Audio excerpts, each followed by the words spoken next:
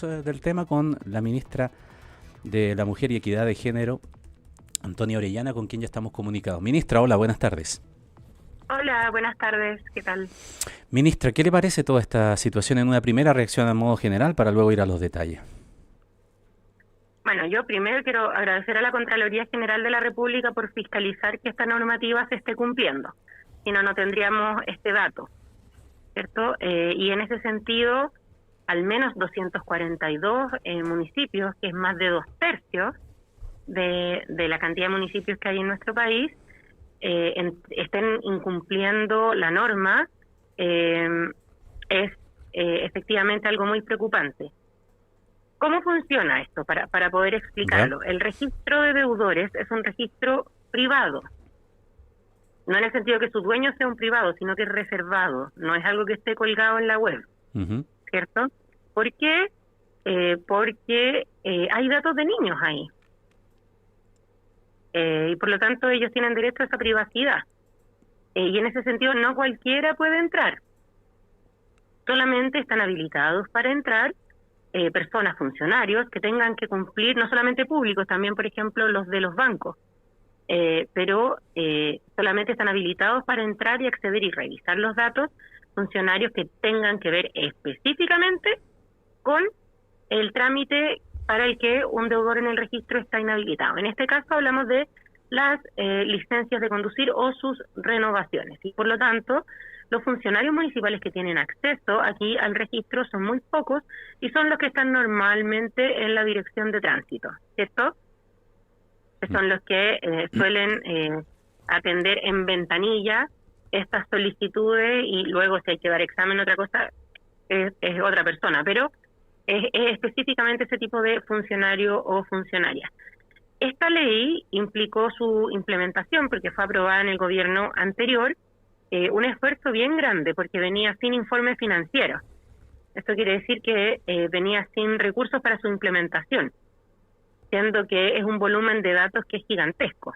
Estoy hablando de que a la actualidad tenemos 268.323 personas ¿Ya? que tienen cargados los datos de todas sus causas, y los datos de 372.000 niños. Entonces fue un desarrollo tecnológico no fácil de hacer, y en el que además tuvimos que sumar al sector privado sin ofrecer recursos para poder conectar los sistemas de información.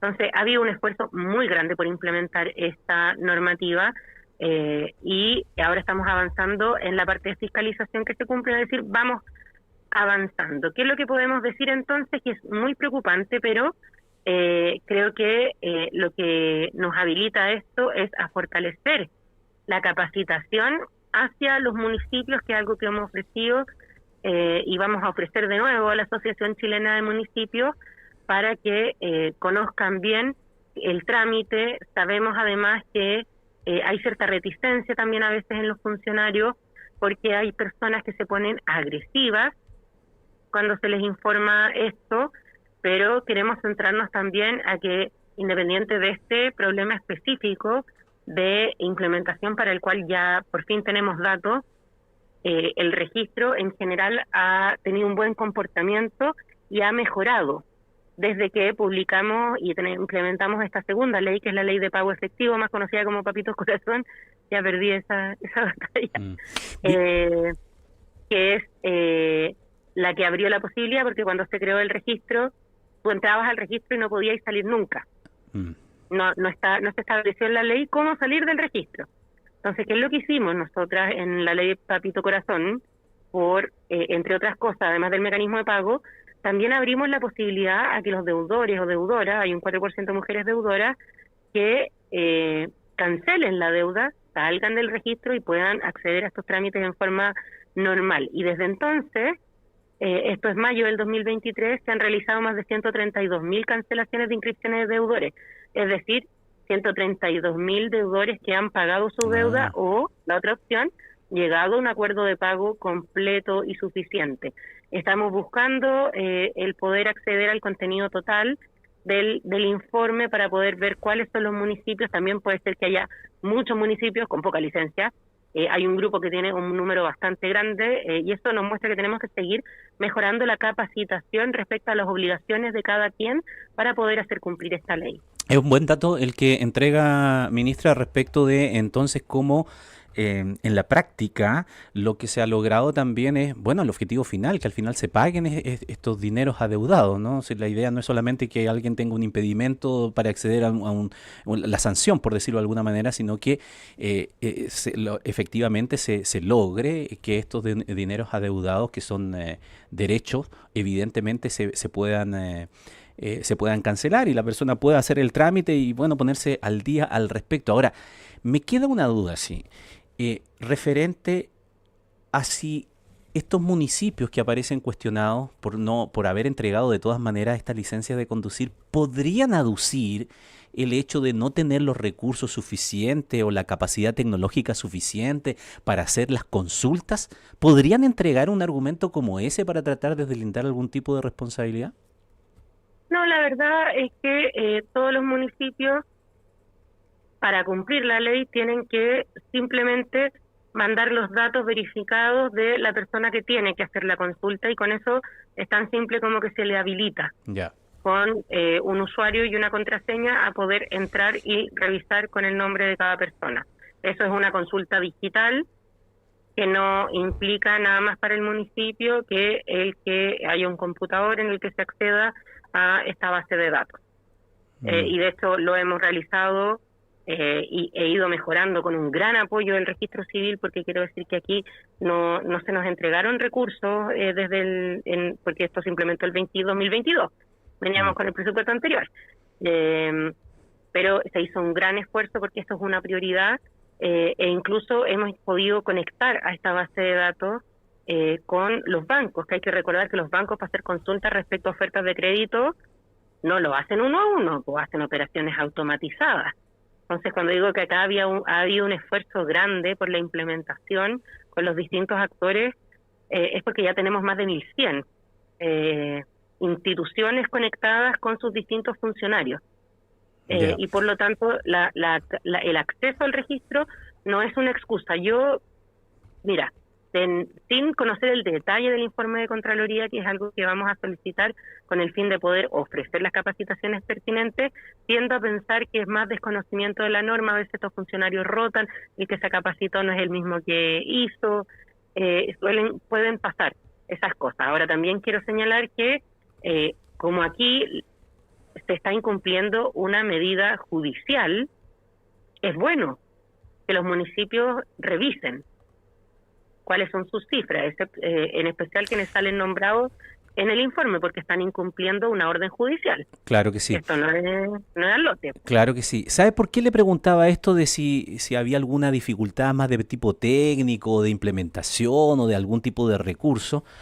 Porque claro, analizando un poquito más también algún detalle del informe, uno se da cuenta que de estas 3.432 licencias de conducir que fueron entregadas a personas que aparecen en este Registro Nacional de Deudores y que no debieron haber accedido al documento, es más del 10% de ellas, yendo así a un zoom, estas personas, 482 para ser exacto, 482 del total, son familiares de algún funcionario que trabaja en la municipalidad en donde habrían obtenido o renovado su licencia de conducir, a pesar de estar inscrito en este Registro Nacional de Pensiones. Y entre los cargos de los colaboradores se encuentra alguno que tiene relación con alcalde, o con director, o con directivo, o con jefatura u otro. Pero son 482 personas que tienen alguna relación familiar de funcionarios que trabajan en la municipalidad. Entonces uno también es suspicaz, pues, ministra, ¿no? Dice, bueno, en Chile que el pituto es rey, ¿me puede hacer la vista gorda? Bueno, precisamente es por eso que yo valoro el hecho de que la Contraloría esté entregando esta información en forma consolidada, porque lo que debería esperarse es que los concejales y concejalas, que son quienes fiscalizan el buen funcionamiento de los municipios, puedan solicitar que se revise qué pasó, lo que me parece una medida de transparencia necesaria. Ahora, las personas que pueden, en el fondo, tomar acciones legales por esto son las que son demandantes de pensión de alimentos o el mismo tribunal. Nosotras como ministerio porque la causa de pensión de alimentos es particular. Ya. ¿Cierto? Un tema que se ve en tribunal de familia y no hay mandatos sobre el Servicio Nacional de la Mujer y Equidad de Género, por ejemplo, para poder representar en esa causa. No tenemos la autorización legal. Entonces, las pone este incumplimiento en el que han incurrido varios municipios, pone en una situación muy incómoda a las demandantes, porque me imagino que varias que han visto en la noticia se preguntan, ¿seré yo, señor? Y van a tener que ir a solicitar que se revise si la medida que se aplicó, que es una medida que es una orden judicial, porque el tribunal, el que ordena el ingreso al registro, se está incumpliendo. Entonces, yo esperaría que fueran los concejales los que fiscalizan, ¿cierto?, la labor municipal, los que también hicieran valer la responsabilidad. La Contraloría también puede hacerlo, pero es una institución autónoma, al igual que los concejales. Por nuestra parte, como ministerio, vamos a seguir fortaleciendo la implementación de la ley, que quiero decir que efectivamente acá estamos hablando de un grupo de unas cientos de personas, pero también tenemos un número grande, es decir, un número grande tal como más de 100.000 personas que ya han salido del registro, 132.000, porque pagaron o porque llegaron a un acuerdo de pago, y ese acuerdo de pago no es al lote tampoco, es que la otra parte tiene que aceptarlo, es decir, le tiene que resultar útil. Hemos invertido más de 11.000 millones de pesos en tecnología, tanto en tribunales de familia como en la Comisión para el Mercado Financiero, para poder mejorar este proceso. Y además, modificamos, en acuerdo con el Congreso, por supuesto, las competencias de la Comisión para el Mercado Financiero, y es por eso que la CMF también ha ido pasando las multas pertinentes a el sector financiero en los casos en que hayan incumplido respecto a entregar créditos a deudores de pensión de alimentos, porque hay una restricción y desde una determinada cantidad de UTM para arriba de crédito se deniega o se ocupa el pago para el crédito para pagar la deuda. ¿Por qué? Porque si se asume que alguien que puede endeudarse por una cantidad mayor de UTM, es decir, pasa la evaluación del banco, probablemente puede pagar la pensión. Claro. Ahora, es bueno también hacer una aclaración porque alguien se confundía también en los números, decían que había como una especie de contradicción, pero no, porque una cosa es la cantidad de licencias de conducir a personas que estaban inscritas en el Registro Nacional de Deudores, y otro puede ser el número distinto, y de hecho mayor, que son las personas afectadas, es decir, los alimentarios, como se dice, ¿no? Que es un número mayor, porque evidentemente la persona puede tener uno o más responsabilidades de pago, ¿no es cierto? Una misma persona. Es decir, lamentablemente tenemos más, tenemos 268.000 personas deudoras en el registro y 372.000 alimentarios. Es decir, claro, hay deudores que tienen más de un niño al que le deben. Claro, claro. Y en este caso esa es lo que hace la diferencia. Son 3.432 licencias entregadas, pero afectando a 4.706 alimentarios. Lo que me llama la atención es el monto total de estos 4.700 alimentarios, porque una deuda bastante enorme. Sumado todo, da algo así como 17.000 millones de pesos, ministra. Así es. Es que los montos por los que se ingresa al registro de deudores no es un mes que no cumpliste. Son montos grandes, claro. Son montos grandes porque lamentablemente esto también permite visibilizar el costo que tiene la crianza. Y si bien la pensión de alimentos es un derecho de los niños, cuando no se paga, el costo económico, que ahora lo vemos en números, antes era un fantasma, digamos, era una cifra que no se veía, no se conocía, pero ahora la vemos en números, ese costo financiero lo asumen en un 95%, porque hay un 4%, como decía, más o menos, de mujeres que están también en el registro, pero las mujeres, por una cuestión cultural en nuestro país. ¿Y cómo se asume ese costo financiero? Con más endeudamiento. Espera, mi amor, un poco. ¿Qué me pasa, mi amor? Se llama bebé mío. Ya, espérame un poquito. Ya, puedes verlo. Me va a retar el presidente, el que descubrió que le puse tele al niño. No, pero... Nos ha pasado en más de alguna entrevista que hemos tenido con usted también esta situación, así que ya no es conocida. Sí, es un entusiasta de la conversación. No, pero en el fondo, perdí el hilo. ¿En dónde estaba?